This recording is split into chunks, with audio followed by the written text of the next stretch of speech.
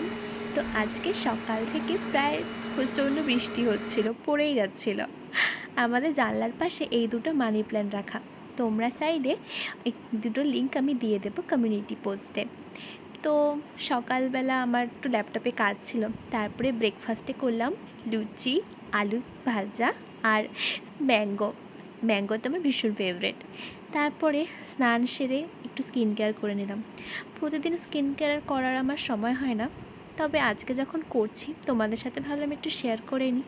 তো ফার্স্টে টোনারটা লাগিয়ে নিলাম, তারপরে এই যে লরিয়ালের এই সিরামটা আমি প্রায় 1 উইক হলো ইউজ করছি, ভীষণই ভালো।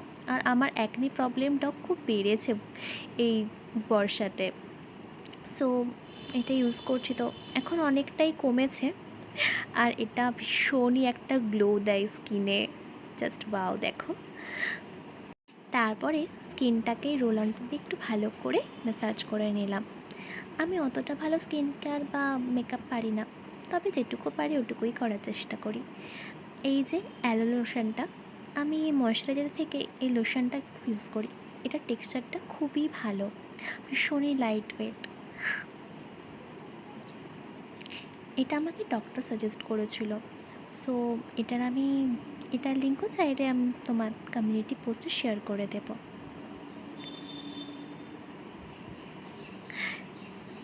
ইয়েস।